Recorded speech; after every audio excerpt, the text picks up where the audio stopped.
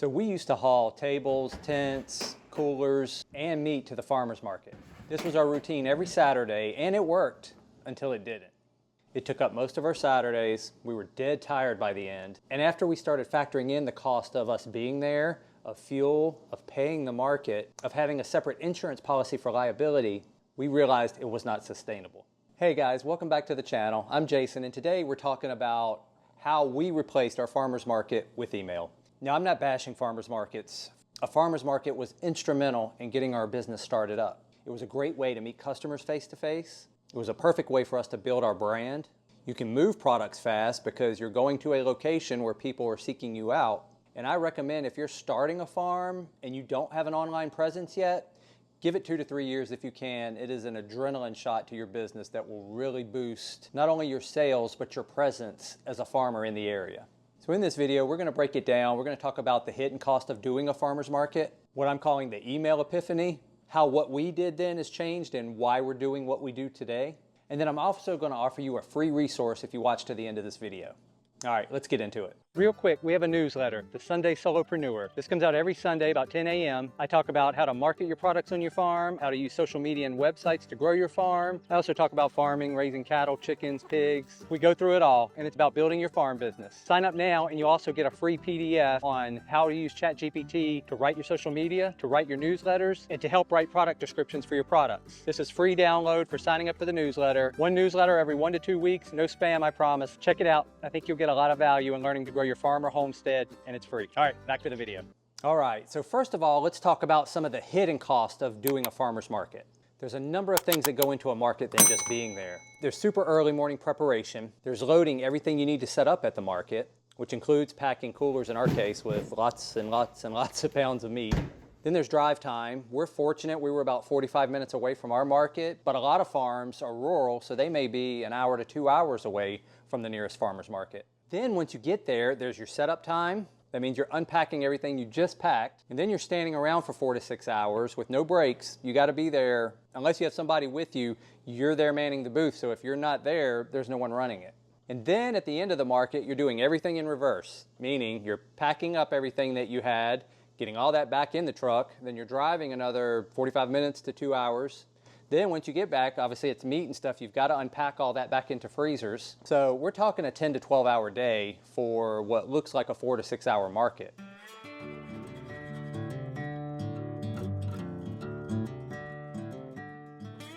Then for us, there was the opportunity cost. We started markets about 7 years ago, 8 years ago. At the time, our kids were really small, and just being at the market, everything happens on a Saturday. Birthday parties, events, horse shows, everything that we wanted to do as a family was always on Saturday, and we couldn't really attend because we were doing the farmer's market on a Saturday. And in my eyes, the part-time farmer, again, that's about making money, but it's also about lifestyle, and that did not go with our lifestyle. It started feeling like we were working harder and not working smarter. So then we asked ourselves one weekend, hey, why don't we just not go? Let's take a break off. And we did. And we ended up just going shopping and just hit some local places, thrifting, and just doing stuff as a family. It was a nice Saturday out, and it really made us realize how much we missed that. And it made us question whether the money we were bringing in from the market was worth the time we were losing as a family doing fun things together. Now again, I am not bashing the farmer's market. We are at where we are at because of the farmer's market. We met a lot of people there, we got our brand, our name out there, and that's why I recommend if you're starting a farm, definitely try to do farmers markets for at least a couple years. It will get your foot in the door, it will get you good at selling, talking to customers, it'll help you refine your pitch, how you're presenting your products, but at the same time, for a long-term model, it wasn't sustainable for us. And that's where email and a website comes in. So a lot of farms do it differently, but when we started the farmer's market, we had also started a website at the same time. And looking back on that, that was one of the best decisions we made because that market gave us an opportunity to build our email list. So we kept it super simple. We went to the market, obviously we had our table set up, our coolers, but we also had a clipboard front and center. And it essentially said, sign up for our email, get 10% off your first order.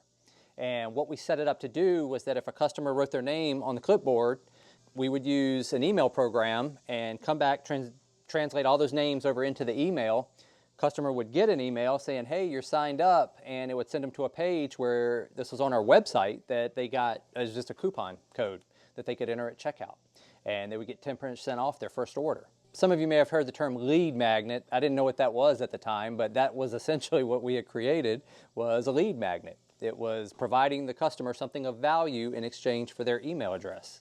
And we really didn't realize at the time how important it would be. You know, our plan with the email was we were doing farmers markets, but we were going to use our email essentially hopefully to sell a little bit, but more to tell our story. I hadn't really thought in depth about an actual farm store and people picking up on our farm.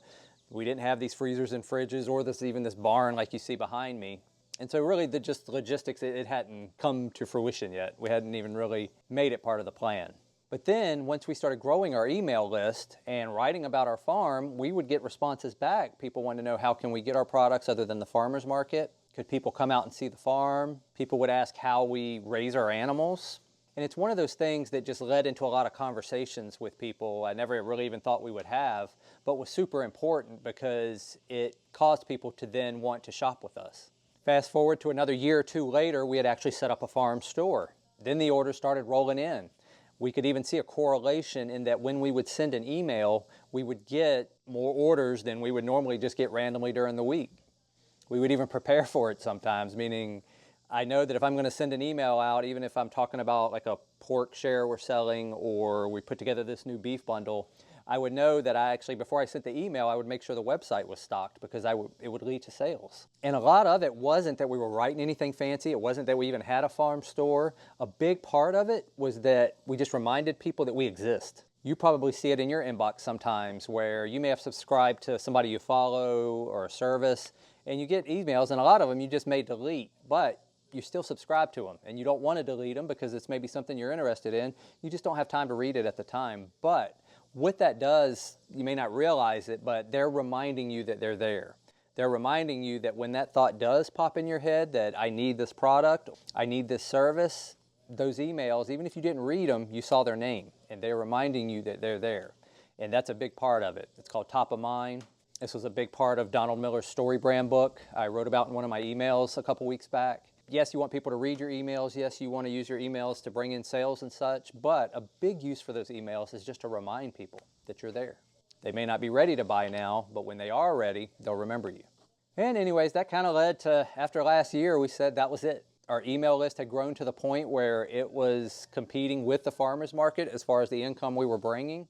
And not having the farmer's market meant I actually had more time to work on the emails, to write the emails, to be more consistent with the emails, and essentially no more drama. We just realized we didn't need the market anymore. So hopefully this has got you thinking, should I do email? Absolutely. Even if you're doing the farmer's market, you should definitely do email. And here's a couple reasons why. We talked about a little bit earlier that most customers, they don't order because they forget. It's not that they're not interested in your product, they just forget. By emailing, you remind them that you're there. If you're thinking about doing emails, consistency. That's probably one of the hardest things. I'm bad at that sometimes. I'm actually pretty good at it with my email. I get an email out every week, most of the time. Well, since November of last year, I've gotten an email out every week. But YouTube, that needs to be consistent. You can tell some of my videos there, I've got to get off sometimes. So it's just one of those things. They're trying to be consistent. That will beat creativity. Because again, you're reminding people. If you're sending out one email a month and it's the best email in the world, I still think that 4 emails a month, even if they're not the best, try to offer value. And that's going to serve you way better than if you're just writing once a month, once every 2 months. People need reminders, not pressure. Again, you don't want to be high salesman tactics. I don't like that. I don't respond well to that. Some people do, I guess, but that's never been my style, and I've always tried to shy away from that. If you're just genuine, you're telling stories, and you're providing value, then that's all you got to do. And that's going to bring people to you. A website and an email is almost like having a 24-hour farmer's market, but you don't have to be outside. You don't have to prepare a tent. You don't have to drive somewhere to set up. That is online 24/7. It's there. You just got to get people to it. And this day and age, there's, I don't know how many social media platforms.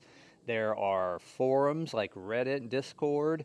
There's so many ways to get your message out there that it's just, to me, it's a no-brainer. Have a website, have an email, and then spend a lot of your focus on trying to get people to that, trying to get eyes on that, and trying to let people know that that exists.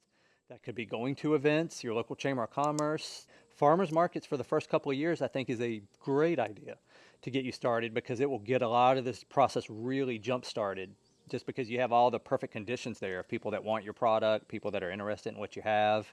And it's a time and a place where those people are all going to be in one place that you can then be with your product. And this is more talking about a long-term strategy. And especially when you start to growing, you can only take so much meat to the market. And if you really focus on your email, you focus on your website, you focus on providing value through those mediums, you will grow and you will start selling a lot of stuff. Another big thing is the email list is yours. Again, social media, you've probably made a post to 100 people and maybe it'll say it reached 4 people or it reached 3 people, especially if you're doing it from a farm aspect of it. Like if you have a Facebook account and then you have a farm set up on your Facebook account, it's hard to get anything out there unless you're going to pay to boost those ads. And in my opinion, that's not worth it because they're still kind of choosing the people that are going to get it. I've experimented, I'm still experimenting a little bit with it, but I've never found it a huge benefit to my farm. I may be wrong on that. I'm just saying that's my experience as far as paying to boost Facebook and Instagram posts. I've just never had any luck with it. What I have had luck with is, 1, the farmers market starting initially. We got a ton of email signups from that. 2, having a good website with what I call SEO. A website by itself doesn't do a lot, but if you really set your website up right, like we do with homegrown hosting, over time, people that search for grass-fed beef near me or local small farm near me or antibiotic-free pork, you're going to start showing up if you've got that copy on your website. This day and age, that's how a lot of people shop. That's going to get them to your website. And again, a good lead magnet, you give them something like a coupon in exchange for their email address, that grows your email. Then you've got people that want to hear from you that you can contact pretty much anytime. So the email list is huge. And again, I value it way more than likes and follows on Facebook or Instagram or any of those social media platforms. It's yours. Nobody can take it from you. If you go to another email platform, you can take it with you. A lot of companies, when they go to sell, that's their big asset. It's not the company, the building and such. It's the email customer list that usually a light company is buying so that they can then market to those people.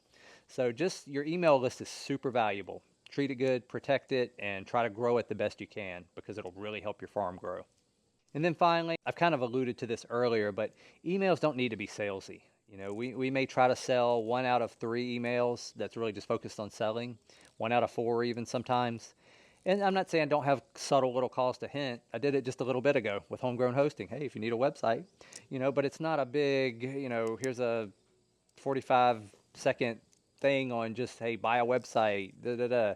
And the same thing with your farm. You can't be salesy all the time. You have to offer value. That's why I try to provide PDFs and spreadsheets and things that we use on our farm. Hopefully you can use it and they will help you grow.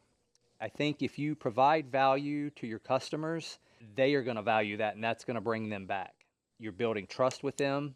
You're showing that you're honest and you're providing them something that it's actually a psychological thing that a lot of people feel the need to reciprocate. Like if, someone you don't barely know or you're not super close with, even if they get you a gift, you feel that need to then get them a gift if you didn't.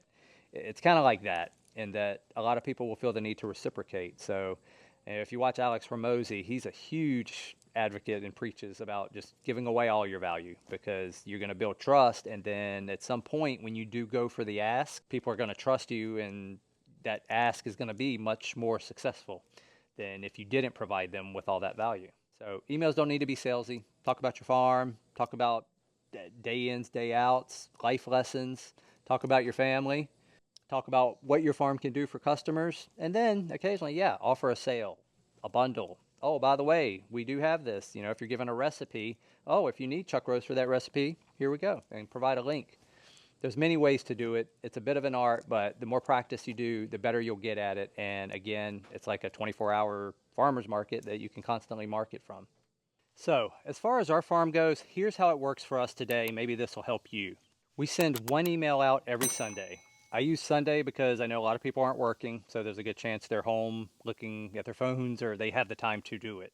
We usually send it out around 9 in the morning. And if you're following homegrown hosting as well, we also send that out at 9 in the morning on Sundays. And if you're following the Sunday Solopreneur, that's my homegrown hosting website marketing email, that also comes out on Sunday mornings at 9 a.m. In that email, there's always our logo. There's always whatever it is, either Long Bottom Farm or the Sunday Solopreneur for homegrown hosting. And then there's typically some pictures for our farm. We like to share stories. So we'll just have a couple, 3 or 4 pictures that we took during the week, and then we'll have a little blurb, and we actually try to make them funny. If a horse has its tongue out or pigs piggybacking each, you know what I'm saying? You try to just find funny pictures, something that's going to entertain the people that you're reading, share a little bit of farm life, make a few puns and jokes. And then there's typically the content. That's whatever we're writing about that week, whether it's a sale, we're actually trying to sell something. It could be a recipe. It could be a life lesson that I've learned as a farmer that I think would benefit the readers. Really be anything. I do keep a rule that about every 3 to 4 emails will be salesy. The other 3 or so I don't want to be salesy. So just keep that in mind. You don't always want to sell. That'll turn people off. Then at the very bottom, there's a family shot of us because I want people to see the face. I want people to know what they're reading is coming from. And then we also have call to actions at the bottom. And I always have 2, whatever email I'm doing. For the farm, there's a leave a Google review. Hopefully customers will see that. This takes them right to our Google business profile and people can leave a Google review. And then there's a link to the farm store. For the Sunday Solopreneur homegrown hosting, there's an ad for homegrown hosting, get a website. And then there's also a section where if you've missed any of the past emails, they're all online. So maybe somebody just signed up but hasn't seen any of the past emails. Again, trying to provide value here. Go here, you can see all the past emails. That's sort of the template that we follow with our emails. And it makes it really easy because this is set up as a template where we use ConvertKit.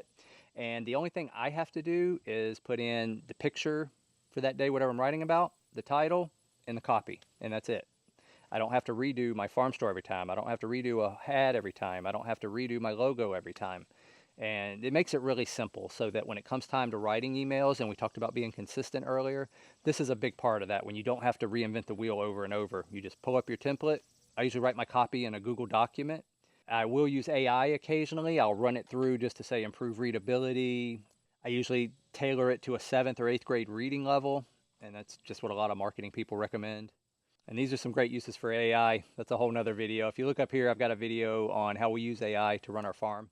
That's generally the system with our email. Then they go out on every Sunday. So this is something you can easily do. You can do it in 15, 20 minutes.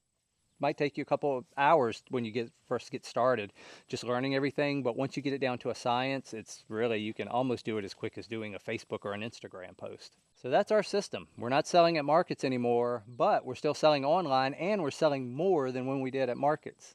And the big added bonus is we have our weekends back. So email and a website will change your life literally. Take it from a farmer who's been doing farmers markets for 7 years. How's it going, buddy? How you doing, buddy? You good? Just come and check everything out. This is one of the horses that we board here. Gentle Giant. He is such a sweet horse. Stay tuned for a video coming up on how we do the horse boarding side of things. But let's get to one final thing, the freebie that I offered you. All right, and to finish this out, I wanted to offer you guys something free. So down below, there's a PDF, which I call our email blueprint. This is essentially what I use for homegrown hosting and what I use for Long Bottom Farm. And you can copy these, copy it into your email if you're sending out emails, copy the pictures, copy the copy if you want, I don't care. It's not copyrighted, you can use it. And use this to set you up an email template. That way, when you do go to send emails, you're not having to recreate the entire email over again. I have instructions in the PDF on how to do it through ConvertKit. With ConvertKit, they're just an email service that you can set up free email, you can set up a free landing page. I do have an affiliate link for them, but this is free, so there's no affiliate. I'm not getting paid anything for this. They allow you to have free, I believe it's under 10,000, but I know it's under 1,000 subscribers. So it's a free account. You set it up for free.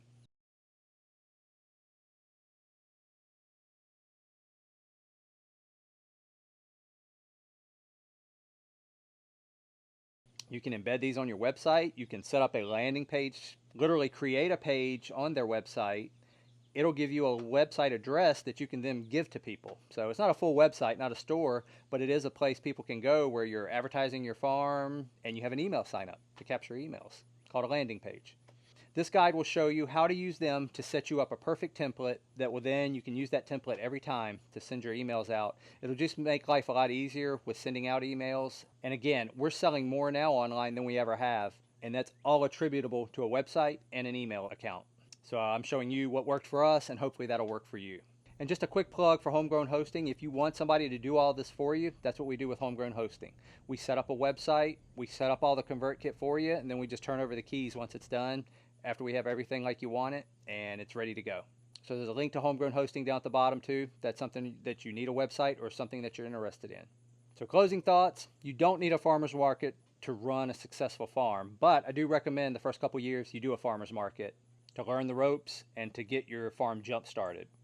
After that, though, you need to learn website, online, and email marketing, because that's going to allow you to be on your farm and sell from your farm. If any of this resonated with you, comment down below. Tell me if you've had any good success stories with the farmer's market. Tell me if you've had any frustrations with the farmer's market. And if you're not doing email, what's keeping you from trying it? In our next video, you'll definitely want to watch that. That's going to be part 3 and the final one in this video series I call Growing Your Farm Without Burning Out, and that's going to be about income stacking. If you don't know what that is, that's where you're not only getting income from the products you sell on farm, but there's many other ways to do it. A couple hints: YouTube is one, Amazon store is one, offering some service-based businesses on your farm is one. So we'll get into all that. It's been a big boost to our farm in that, yes, we sell farm products, but there's also a number of different avenues that income comes in from, and it's super important if you're going to grow your farm, and all that will be spelled out in the next video. All right, thanks for watching. Hope this helped, and we'll catch you in the next one. All right, bye.